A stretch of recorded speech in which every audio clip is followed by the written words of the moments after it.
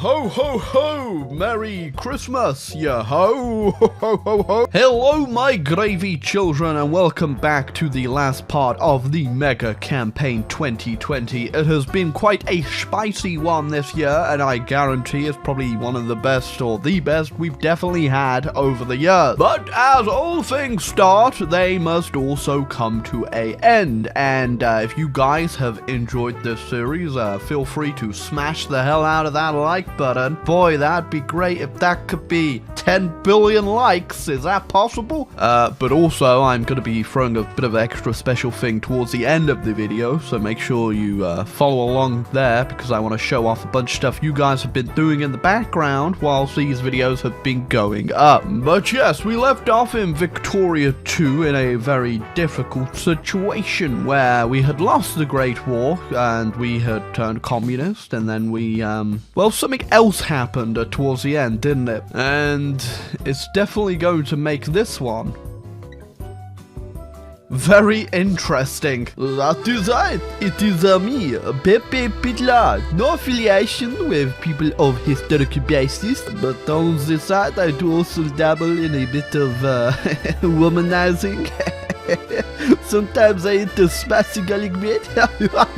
So after the culmination of the Great War, where me and Italy were completely destroyed, the powers have slightly shifted, and the communist regime in the Union of Man had fallen, and they've reinstated the Emperor as the Empire of Heaven. Unfortunately though, no one's actually seen the Emperor. Apparently he's somewhere, doing something, but we've been assured he's definitely fine. He's doing great. Wink. I don't think there's actually an emperor. Especially with the sudden rise of the German Republic, all eyes are starting to look from the old East and towards the new Europe. But unfortunately for them, they're about to meet my budget. A few things have happened in our little dismay though, such as the fall of the Crusader states of Africa. They have been replaced by Morocco, and the fact that Scandinavia, upon the resurgence of Russia as somewhat of a power, can no longer claim the mantle of the Northern Empire, and thus they just decide to embrace what they really are, which is just a bunch of Scandinavians. Over in the New World, not a lot has actually gone on. We obviously still have the newly independent Canadians, who are of, I think, Dano-Hungarian heritage. It's a bit of a mess. You also have the Kingdom of America, which is a fledgling power that's constantly been at war with Mexico to try and get all of its manifest destiny, although they never got Alaska. And I don't want to get started on what's going on down here. Africa, once again, has really just been sort of taken by one big power, which is Great Britain, and they even have the British Congo down here. But Spain has also kind of re-established their presence and got quite a bit of land themselves, and I'm pretty sure these little nations down here that in Victoria we didn't even know existed are actually puppets of the Spanish. But no one ever got Madagascar. Asia in itself is still a colossal disaster. Thankfully though, the Chinese Empire, which I actually released in a war with whoever it was over here, I think it was still the Ming, has actually gone ahead and actually reconquered all the land, which they did towards the end of Victoria 2, which is good. We haven't seen anything from the Japanese, but we do still have the Cochin Horde up here, who I'm pretty sure they might start making a ruckus down here at some point. And as usual,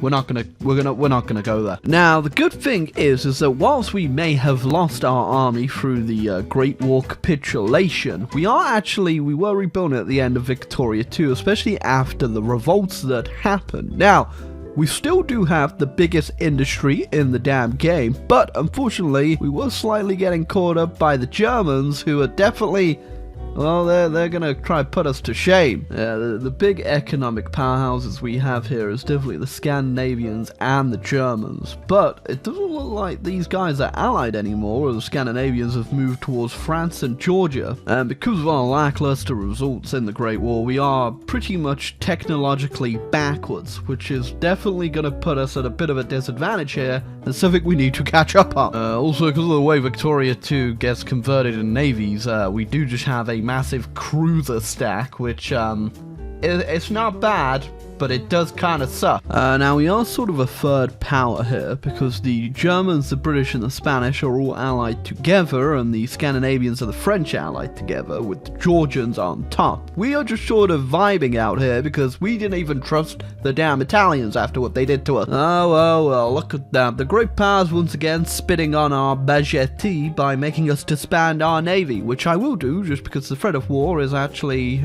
we're not ready for that just yet, but if it was actually a decent navy, I wouldn't delete it. But it's kind of trash, so I'm gonna get rid of it anyway. Well, we've got a war actually kick off between the Scandinavians and their ex-allies, the Germans, because they wanted to invade Czechoslovakia, which the Germans thought was a bit too much. So right now, it's the Scandinavians versus the Germans and the British, and I don't think they're gonna come out too fondly in this one, especially since I realized that their ally, the French, have seen the errors of their ways and have left their faction. That is right. Their motherland has listened to Pepe's teachings and they don't quite get it, but it is an improvement. Yeah, that's not looking too good for the Scandinavians. Now, whilst the world is slightly busy with their little war, we are going to go ahead and do a thing called subverting the global peace. Now, whilst we did go ahead and invade you, Greece, we were also the ones who freed you. Now, whilst we also left you with a communist regime that you also overthrew,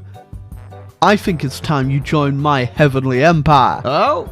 I try to save you, Greece. Now, I do want to note that this is a peacekeeping mission into Greece with the outbreak of the war up in the north. It's only fitting that, you know, things could get unstable down here, and I've just got to protect the poor people of Greece by shooting them. There we go. It was a peaceful mission that only left 100,000 Greek people dead. Definitely worth it. See, what the Scandinavians are dealing with right now is 400 years of revenge after they kept raiding Europe. There you go. With the war with Greece, we've brought them under our heel, under the new leader, Mr. Pavlos Zemis. Good guy, you know, is now going to be following us very closely in our grand scheme of plans. We've also decided to go ahead and take control of the old British colony of India, which really needs to be brought back under heel before any of our own Indian lands starts to get ideas of independence. Oh?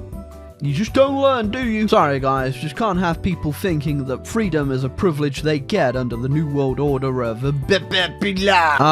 yes. Free India.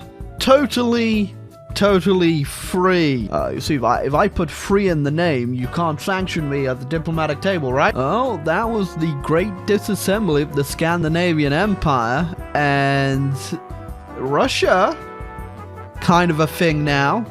Wait, German Empire? Maximilian von Hindenburg. Oh, I don't like that. Wait a second. War-blood Empire of Heaven. Well. I see exactly how this one is going to go. Oh, I was just looking at the Kingdom of America declaring war on Guatemala that just annexed Mexico for some damn reason, and then France also declared war on Spain. Oh.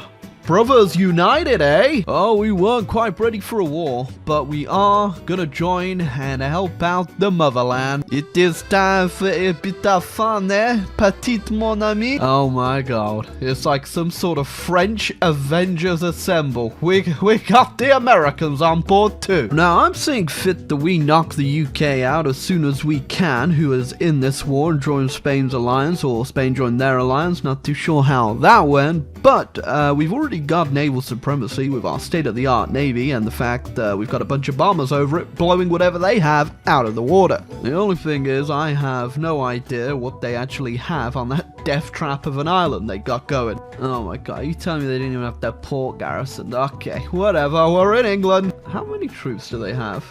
They have upwards of 205 troops. Okay, I'm gonna go ahead and make sure I'm convoy raiding all around them, so if they do bring any troops back from assuming Spain... No, I don't even see any troops in Spain. Where is their army? Guatemala? They're all in Guatemala. Oh, no, we do have a few troops over here, but definitely not enough to stop the French menace. Oh, the Brits did manage to bring their army back, but with a little naval invasion behind them, it looks like that turned out to be in vain. Jacquemet, monsieur. Now, because the Scandinavians are actually a puppet of the British because of the last war, we're actually going to have to take those guys out too, but a version of them has actually broken free and is now on our side, so hopefully that makes this a little bit easier. Now, there is actually a bit of a surprising Scandinavian resistance here, but for the most part, they are being dealt with post-hastily and very quickly so we can move on to our greater objectives in the world. Oh, the Scandinavians capitulated, and in their place we have Scandinavia. Somehow the British are still turning up late to the party with wherever the hell they had their troop. Oh my god. Another Scandinavia just popped out of Danzig. That's free Scandinavia! This might get a little bit complicated in the peace deal.